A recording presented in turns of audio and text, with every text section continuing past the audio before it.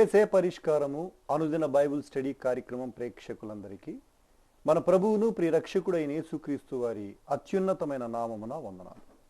ప్రభువునందు ప్రియా దేవుని బిడ్డలారా, నేటి దినము దైవజనులు కారుపాటి శ్యాన్సాగర్ గారి ద్వారా బైబిల్ స్టడీలోని వాక్య ధ్యానమును మత్తయి సువార్త నుండి ధ్యానం చేసుకుందాం.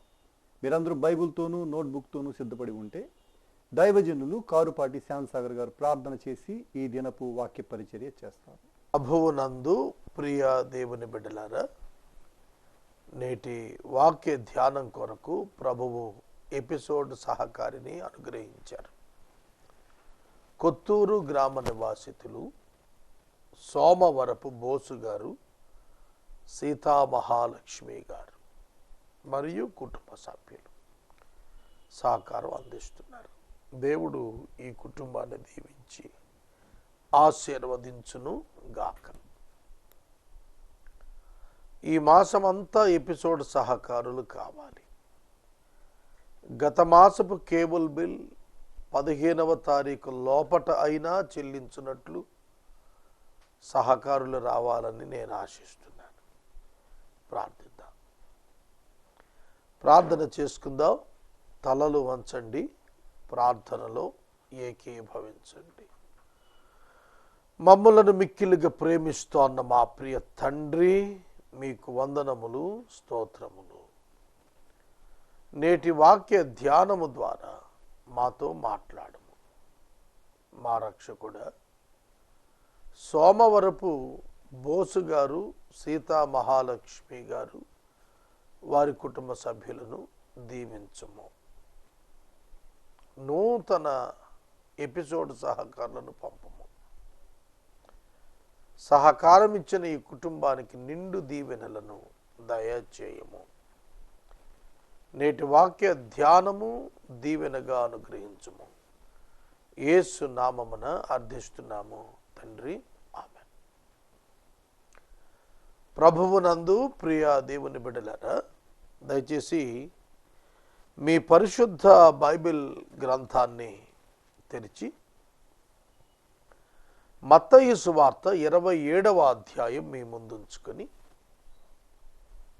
26వ అధ్యాయంలో పేతురు బొంకిన సందర్భాలు, వాటి మీద కొన్ని మాటలు నేను ముందస్తు జ్ఞాపకంగా చెప్పబోతున్నాను.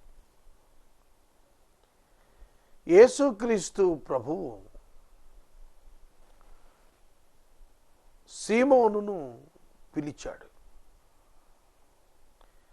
సీమోను పేతురుగా పిలువబడ్డాడు. Simon Peter.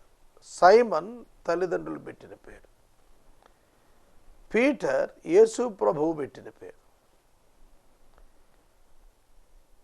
పెట్రా, పెట్రోస్ అనే పదాల్లో, పెట్రా, పెట్రోస్ అనే పదాల్లో పర్వత పంక్తి మరియు రాయి అనే రెండు అర్థాలు.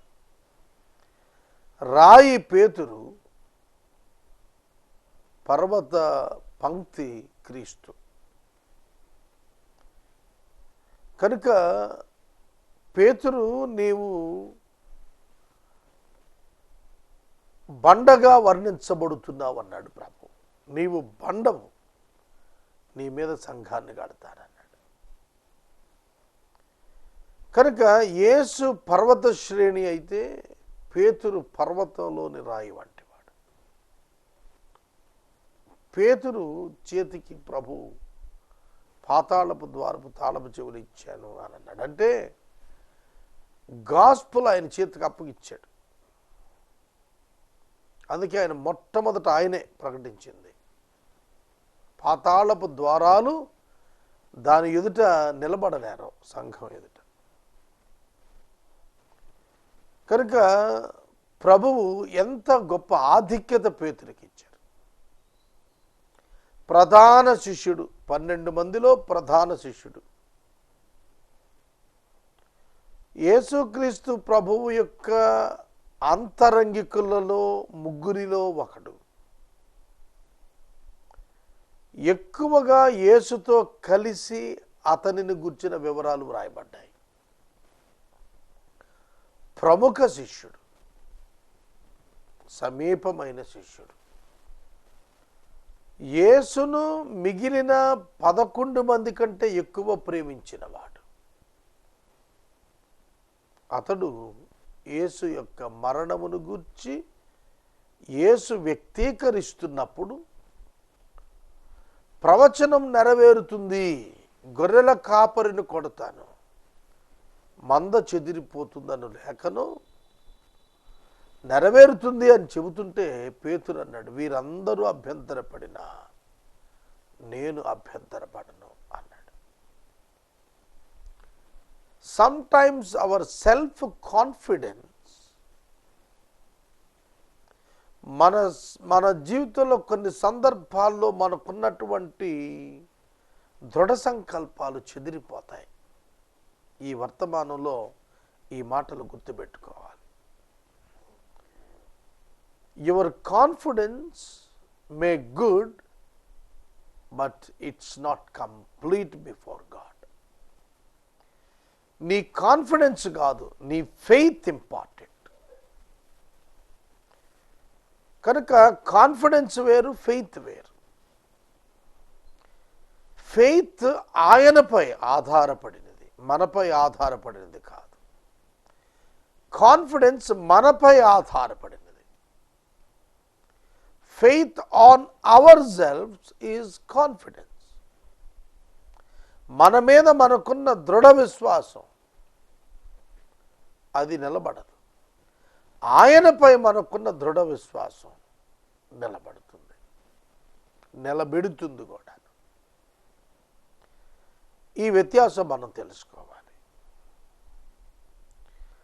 పేతురు అందరూ అభ్యంతరపడినా నేను అభ్యంతరపడను అని డిక్లేర్ చేస్తే ప్రభు వెంటనే ఏమన్నారంటే, అలాగునా,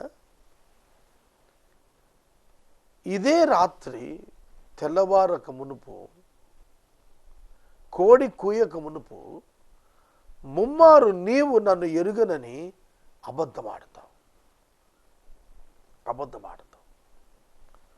గుర్తుపెట్టుకోండి, ఈ దినం నువ్వేం చేస్తావు అనేది ఆయనకి తెలుసు.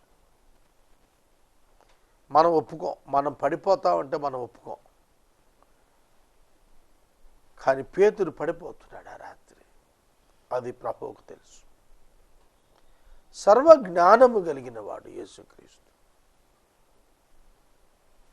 దేవుని కుమారుడు, దేవుడై ఉన్నవాడు. పేతురు ఏం చేయనై ఉన్నాడు, పేతురు ఏ విధంగా తనను ఎరుగనని బొంకనై ఉన్నాడు, ఎరిగి ఉన్న యేసు పేతురుతో ఆ మేడగదిలో భోజనం చేశాడు. That is the greatness of Jesus Christ. ఇస్కరియోతు యూదా తనను అప్పగిస్తాడు ఈ రాత్రికని తెలిసి అతనిని కూడా తన భోజన పంక్తిలో ఎలవ్ చేశాడు. మనం చేయలేమండి ఈ పనులు. మనమంటే ఒకడు పడకపోతే వాని సహవాసం మనం కోరం, వదిలేసుకుంటాం ఆ వ్యక్తిని. కానీ యేసు అలా కాదు.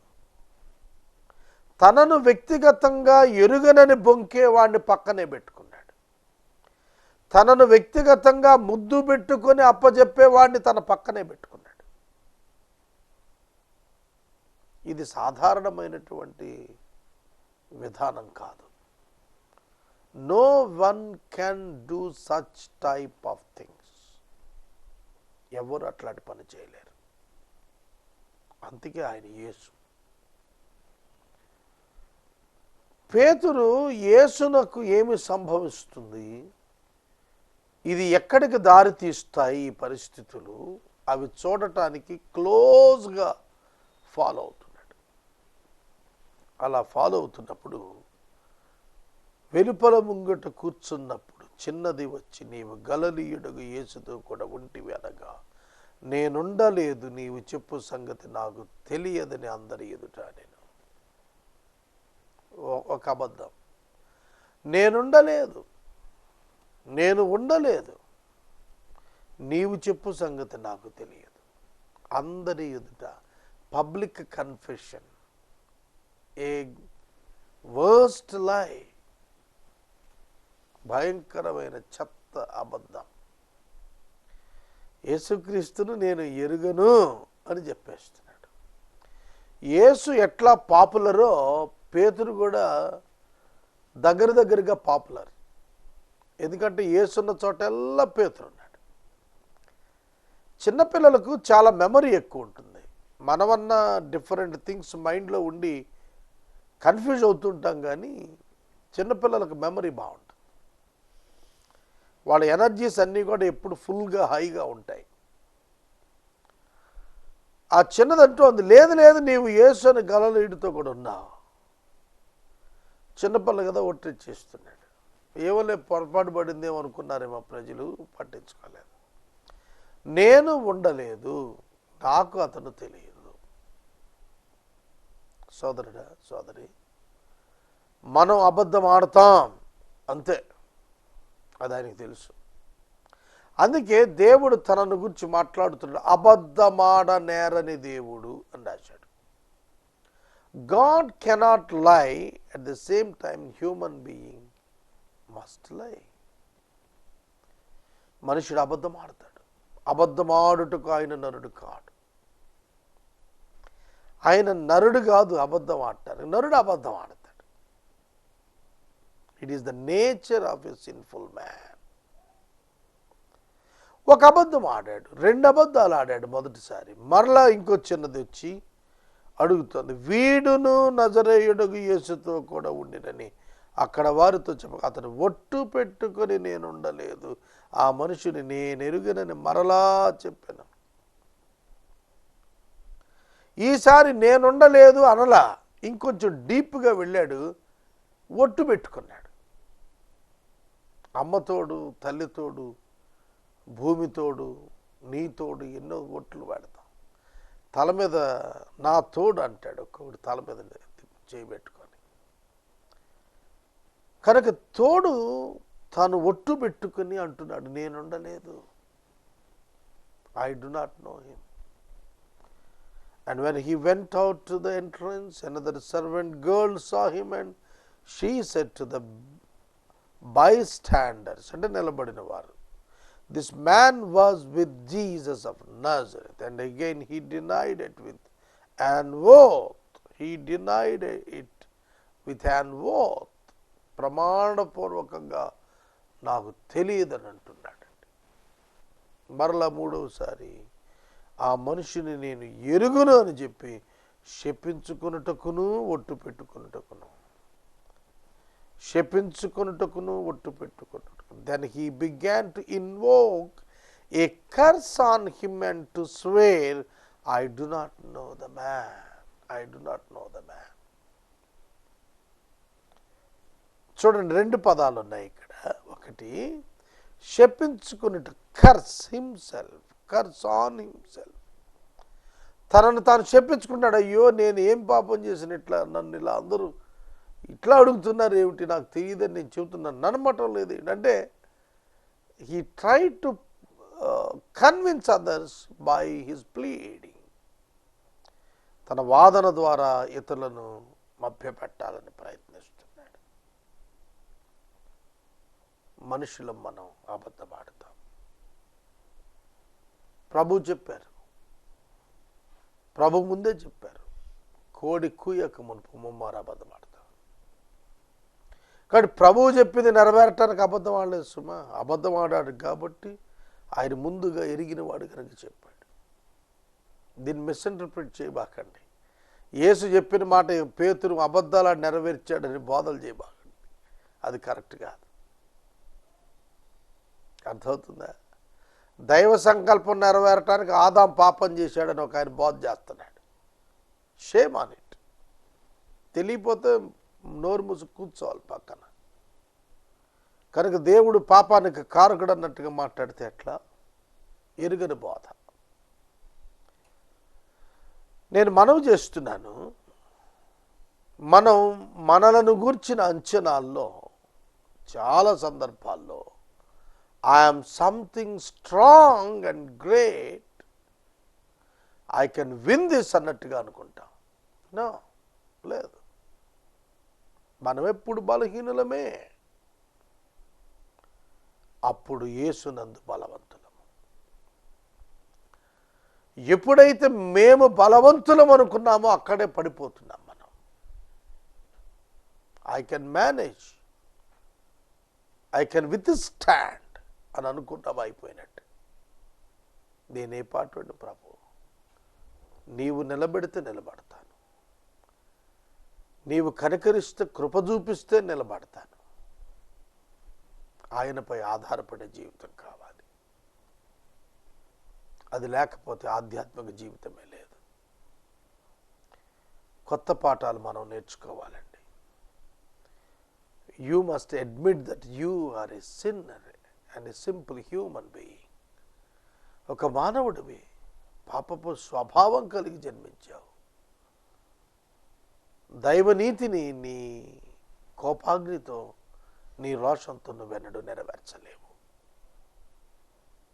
ఇది గొప్ప పాఠం మనకి. మన ఆలోచనలు అన్నీ జరిగిపోతాయి అనుకోకూడదు. మన తలంపులన్నీ నీరు కట్టబడతాయని అనుకోకూడదు. ఆయన చిత్తం నీరు కట్టబడుతుంది అని మనం తెలుసుకోవాలి. సోదరుడా, సోదరి, పేతురు ప్రభువును ఎరుగనని ముమ్మారు చెప్పిన తరువాత కోడి కూసినప్పుడు అతనికి అర్థమైంది, దేవుని మాట నెరవేరింది, యేసు మాట నెరవేరింది, నేను అబద్ధికుడయ్యానని. అక్కడే అతడు పశ్చాత్తాపడ్డాడు. అబద్ధం ఆడను, పాపం చేయను అని నిలబట్టం కాదు, పశ్చాత్తాపట్టంతోనే పేతురు దేవునికి దగ్గరయ్యాడు. కనుక పాపం చేసినందుకు కాదు కానీ కనికరం కోరుకున్నందుకు, పశ్చాత్తాపడినందుకు పేతురు రెస్టోర్ చేయబడ్డాడు, యాక్సెప్ట్ చేయబడ్డాడు. వెలుపటికి పోయి సంతాపపడి ఏడ్చాడు. అయ్యో, నేనెంత దౌర్భాగ్యుడను, నా ప్రభువును ఎరుగనని నేను చెప్పాను. సరే, చెప్పావు కదా, మళ్ళీ వెనక్కి పరిగెత్తుకెళ్ళి, ఏమండు నాకు ఆయన తెలుసు అని కేకలేశాడా? వెయ్యలేదే. చాలామంది అనుకుంటారు మళ్ళీ వెనక్కి వెళ్ళి కేకలేయాలి, అది మారు మనసు అనుకుంటారు. కాదు కాదు కాదు, అది కాదు మారు మనసు. ప్రభు కోరుతున్నది అది కాదు, ప్రభువుతో సమాధానపడు.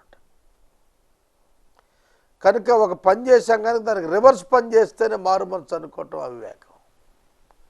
ప్రభు నీ మనసును చూస్తున్నాడు. If you are truly repented, you will not commit that again. దానికి మరల వెళ్ళావు. That is the sign and the fruit of the repentance. అదే పశ్చాత్తాపం మాకు సూచన ఫలం. ఆ పశ్చాత్తాపం కరెక్టా కాదా, సరైందా కాదా అనేది నీ భవిష్యత్ ఫలాలే చెబుతాయి. తరువాత పేతురు ఎంతగా ప్రభువుతో హత్తుకొని ఆయనతో పరిచర్యలో ముందుకు సాగాడు. కొన్ని ఫెయిల్యూర్స్ వచ్చాయి, కొన్ని షార్ట్ కమింగ్స్ ఉన్నాయి. అయినా పేతురు నిలబడ్డాడు. గలతీ పత్రికలో పౌలు అతన్ని ఖండించాడు, ఆయన నిలబడ్డాడు పేతురు. సోదరుడా, సోదరి, ఎప్పుడు గుర్తుపెట్టుకో, పశ్చాత్తాపానికి ప్రధాన పీట వేయాల్సిందే. ఇక 27వ అధ్యాయానికి వచ్చినప్పుడు, ఉదయమైనప్పుడు ప్రధాన యాజకులను ప్రజల పెద్దలందరూ యేసును చంపింపవలెనని ఆయనకు విరోధముగా ఆలోచన చేసి ఆయనను బంధించి తీసుకుని పోయి అధిపతి అయిన పొంతి పిలాతునకు అప్పగించిరి. నేను గత దినాల్లో 3 అన్యజనుల తీర్పులు, 3 స్వజనుల తీర్పులు చెప్పా. 6 విచారణలు 6 గంటల్లో. ఈ 2 విచారణల నడుమ, అంటే అన్న, కయప, మహాసభ, ఈ 3 స్వజనుల తీర్పులు వీటి వెంబడి తెల్లవారినప్పుడు పిలాతునొద్దకు పంపక ముందు ఒక ఇన్సిడెంట్ జరిగింది. ఆ ఇన్సిడెంట్ ఏమిటో ఇక్కడ రాస్తున్నాడు. 27:1-2లో ఉదయమైనప్పుడు సమాజ మందిరము ఎదుట, మహాసభ ఎదుట వారి విచారణ వైఫల్యం చెందినప్పుడు, యేసు దైవ దూషణ చేశాడు అనేది ప్రజల ఎదుట సాక్ష్యం ఖరారైనప్పుడు రాళ్లతో కొట్టి చంపాలి, కానీ చంపలేదు. ఎందుకు? మతపరమైన హత్య చేయుటకు వారికి ఇష్టం లేదు. యేసు గొప్ప ప్రవక్తగా ఉన్నాడు, ప్రజలు తిరస్కరిస్తారు. అందుకే ఒక గొర్రెను వెతుక్కున్నట్టుగా పిలాతును వెతుక్కున్నారు. ఉదయమైనప్పుడు ప్రధాన యాజకులు, ప్రజల పెద్దలు అందరూ యేసును చంపించాలని ఆయనకు విరోధంగా ఆలోచన చేశారు. This is very bad. ఏం ఆలోచన అండి ఇది అసలు? ఎవరు వాళ్ళు? ఏం ఆలోచన? మనమేంటి? మన స్థాయి ఏంటి? మన వృత్తి ఏంటి? మన ప్రవృత్తి ఏంటి? మన థింకింగ్ లెవెల్ ఏమిటి? Shame on this. పేరుకి ప్రధాన యాజకులు, పేరుకి ప్రజల పెద్దలు. ఆలోచనలన్నీ హత్యా రాజకీయాలు. ఆలోచనలన్నీ ధనము సంపాదన కొరకైన కుట్రా బ్రతుకులు. దౌర్భాగ్యం. They are the people leaders. When morning came, all the chief priests, ప్రధాన యాజకులను అని తెలుగులో అన్నాడు, కానీ ఇంగ్లీష్లో all the chief priests and the elders, ప్రజల పెద్దలు, ఎవరు మార్గదర్శకులు ఉన్నారో వారు మార్గాన్ని తప్పి ఆలోచిస్తున్నారు. ఎవరు ఆలోచింపవలసిన వారై ఉన్నారు, ఎవరు తప్పులు సరిచేయవలసిన వారై ఉన్నారు, ఎవరు అక్రమాన్ని ఖండించాల్సిన వారై ఉన్నారు, ఎవరు హత్యను ఆపవలసిన వారై ఉన్నారో వారే యేసును చంపింపవలెనని వారు యేసుకు విరోధముగా ఆలోచన చేస్తున్నారు. యేసుకు అప్పటికి 3 విచారణలు పూర్తయ్యాయి. 2 విచారణలు చీకటిలో ఇంటి యొద్ద నేరాలు మారుస్తూ నిర్వర్తించారు. ఇల్లీగల్ అండ్ ఇంజస్టిస్, అక్రమము, అన్యాయము. 3వది సమాజము ఎదుట, అక్కడ నిర్దోషం తెలిసింది, వదిలిపెట్టాలి కానీ బంధించే ఉంచారు. కేసు కోర్టులో కొట్టేసిన తర్వాత ఆ వ్యక్తిని మనం ముద్దాయి అని పిలవకూడదు, నేరస్తుడు అని పిలవకూడదు, అతనిని నిర్బంధములోనూ ఉంచకూడదు. They must release him. చెరసాల నుండి విడుదల చేయాలి. కానీ ఇక్కడ యేసును బంధించే ఉంచారు.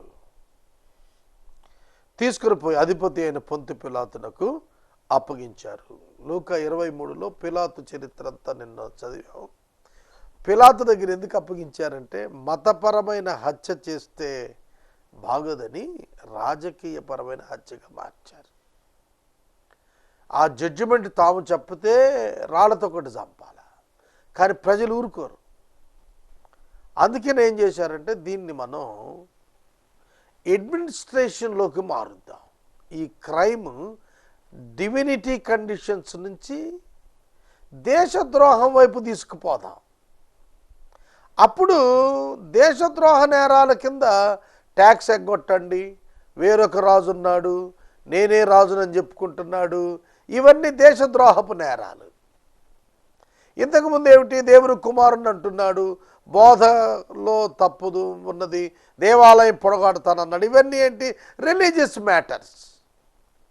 రిలీజియస్ మ్యాటర్స్లో ఆయన శిక్షించటానికి ఏ ఆధారం దొరక్కపోయినా దోషిగానే ఉంచి తర్వాత అడ్మినిస్ట్రేషన్లో ఆయన్ని తప్పుపట్టుకోవటానికి ప్రయత్నించారు. ఆయన సివిల్ లైఫ్లో ఆయన ఒక అక్రమకారుడుగా, ఒక దివాళాకోరుగా, తిరుగుబాటుదారునిగా,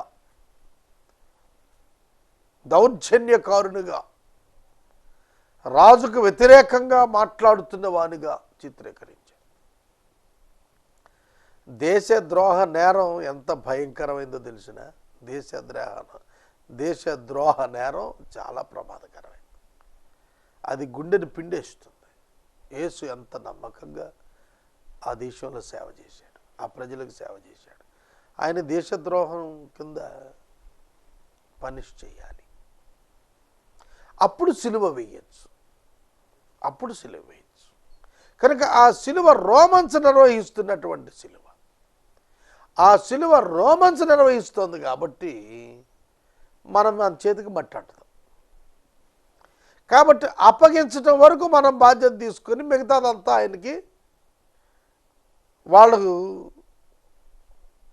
వారికి అప్పగించడానికి, సిలువకు అప్పగించడానికి ప్రయత్నం చేశారు.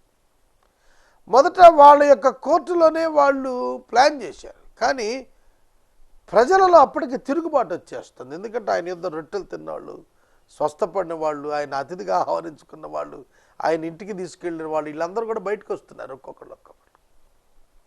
తెల్లారిపోయింది, ఆయనకు ప్రజాబలం ఉంది కదా, అందుకే ప్రజాబలం ఆయనకుంది కనుక ప్రభుత్వ బలంతో అణిచేయాలనుకున్నారు, సంహరించాలనుకున్నారు.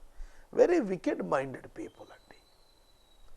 ఇవాళ చాలామంది రకరకాల తీర్పులు తీరుస్తారు, కానీ వాటి వెనక వారి చెడు ఉద్దేశం వారు అనుకుంటారు, ఎవరికి తెలియదని అందరికి అర్థమవుతూనే ఉంటుంది. కానీ ఎవరు మాట్లాడకపోయేటప్పుడు ఎవడికి అర్థం కావట్లేదు అనుకుంటాడు. ఇట్లాంటి వాళ్ళు నేను చాలామందిని చూశాను.